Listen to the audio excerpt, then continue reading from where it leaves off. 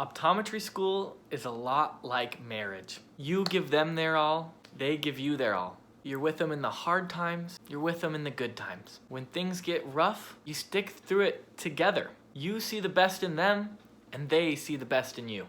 Now, when you go to optometry school, that seals your marriage. There's no going back. You're with that institution until you're a doctor. But I've got a little advice for all of you flirting around with optometry schools right now on how to catch some red flags. And these red flags will help you see if your optometry school will be the best one for you to marry. Now let's go. What's up YouTube? It's Josh Reese and Kiwi, and today we're going to be showing you the top red flags to look for in an optometry school. Now, imagine you go to your favorite school, you apply to this school, it's your dream school, and you go to tour it, and you start seeing some things that worry you. Just like in any relationship that anyone's ever been in, you might see some things that tip you off, but you might be so in love that you ignore them.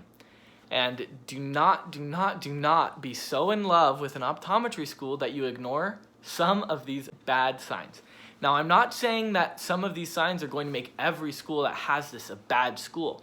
I'm just saying these are signs to watch out for, that it might not be the best school for you.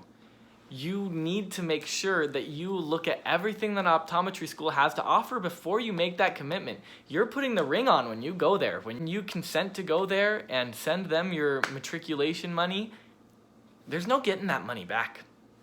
Right? This is a marriage in every sense of the word. Right? It's 4 years. You're together, you and that school.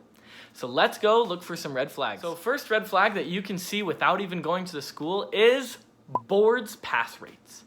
Now, if you think about it, the only reason that a school exists, an optometry school, is so that you can pass boards. The only thing between any random person on the street and becoming an optometrist is passing the board examinations. Now, if we could, we would, make optometry school 2 years and rush boards, but you're not going to be able to learn everything you need to pass boards in just a short amount of time, right? It's 4 years for a reason. We need 4 years to fully become an optometrist and pass those boards. But that being said, some optometry schools aren't that good at passing boards. Now, it is not going to be easy. No one's going to be 100% at this because being a doctor is hard. But it has to be possible. You are trusting this institution. It is a sacred marriage. And you need to trust that institution with being able to be tasked with making you a doctor. Now, with that being said, if you're going to be in the top of your class, you're going to pass no matter which school you go to. But you can tell how good a school is if even the last person in class, I know we've all been in classes where you kind of look across the room and you say, this person's struggling. This is their hardest subject, right? Everyone's got a different hard subject, but you have some people in optometry school that go to optometry school with you where this optometry school stuff is their hardest subject, right? They are struggling. But if you go to a school that can get even those people who are in the last of the pack to pass boards, you know that that's a good institution, and you can trust them with your education. So look at boards pass rates. If it's 80, 70, 60%, it's a little red flag. It's not that that school's bad, right? There are external factors that happen and everything. And if you have a bad day, you don't pass your boards, that's not on the institution all the time. But it is saying that can they get a majority of their people to pass boards? And so you need to look at those and you need to say, okay, if this school has these pass rates in part 1, part 2, and part 3, all right, I can trust them, right? But there could be some red flags with some low board scores, especially part 1 and part 2. Those are the hardest. All right, looking around for red flag number 2. Now, red flag number 2, you're going to have to be at the school to know. You can't quite get this from pictures, and that is look at their exam lanes. Where you spend your time becoming an optometrist matters. You can know where an institution is putting their money pretty quickly by going and touring that institution. You are paying tuition to go to this institution. Now, whether or not that tuition is a lot of money or not a lot of money, they need to put some of that tuition money back into you. And you, with your equipment, becoming an optometrist, you're going to need to look at your practice exam lanes and your facilities.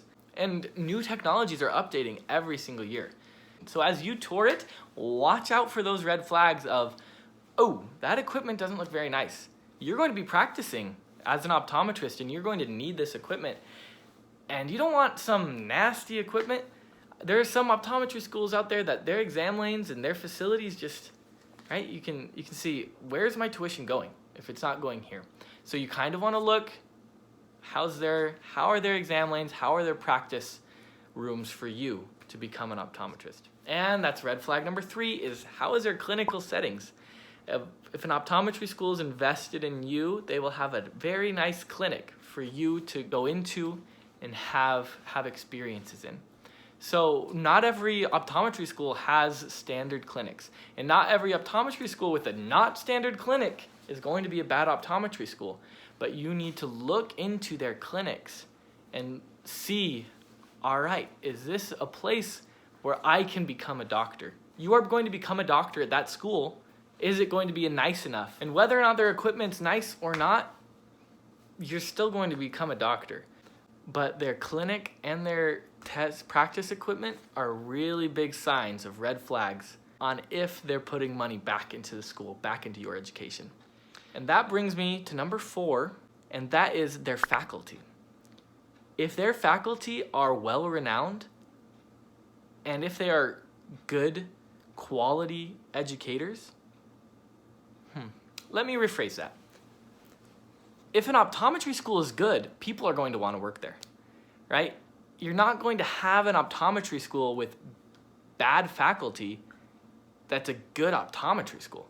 Look at the faculty members. Are they well-renowned? Are they published? Are they friendly people, right? If an optometry school, if you don't vibe well with some of these professors, that is a red flag, right? You want to be able to go to a school and connect with your professors and have them be professionals and optometrists and your mentors, your new role models for the doctors that you want to be are the doctors at that institution. So if you have some faculty members who are distinguished in their field, and you can get that from a few Google searches. It's not going to be right on their website, right? But if you look into it and when you tour the school and you catch the vibes, you're going to be able to know, okay, that's a red flag. That faculty member really rubs me the wrong way. And that's a big red flag in some optometry schools. And the last red flag I'm going to say is tuition. Now, believe it or not, you don't want to go to the cheapest school. It's a double-edged sword because we all want to save money. And if you're going to be the top in the class, it doesn't matter what school you go to, right? You're going to pass. No school has a 0% pass rate. You're going to be able to be in the top of your class and pass, right? But if an optometry school is super cheap and it requires almost nothing to go there, it's a red flag sometimes. Because to be a quality institution, especially in the United States, you're going to have to pour money back into your teachers and compensate the people who work there and have nicer facilities and invest in these students and give them some of the nicer things to work with. And if an optometry school is too cheap, you're putting some of those factors at risk. Now, I'm not saying go to the most expensive school and that's going to be the best school, because it's not. Every school is different for everyone.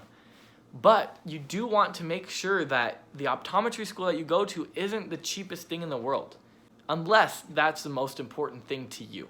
But if the most important thing to you is becoming the best doctor you can become, price isn't going to be everything. So seeking out the cheapest option out there isn't always going to make you the best doctor. All right, all of those red flags out there, and you can kind of just put them down. Don't worry about it.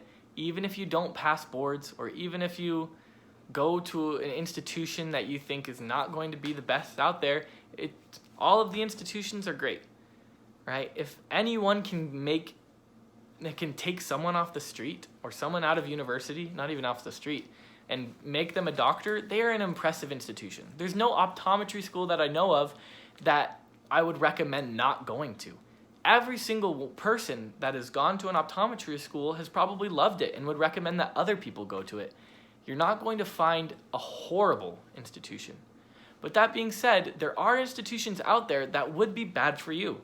And you're going to apply to places that you're going to know right away from touring there or interviewing there, yeah, this isn't the place for me. Not that it's a bad place, but that it's just not the place for you. And ultimately, that's what a red flag is. So before you go get married to any optometry schools, go ahead and smash the like button, subscribe, and comment down below what are some of the biggest red flags that you've seen in optometry schools. And we'll see you later.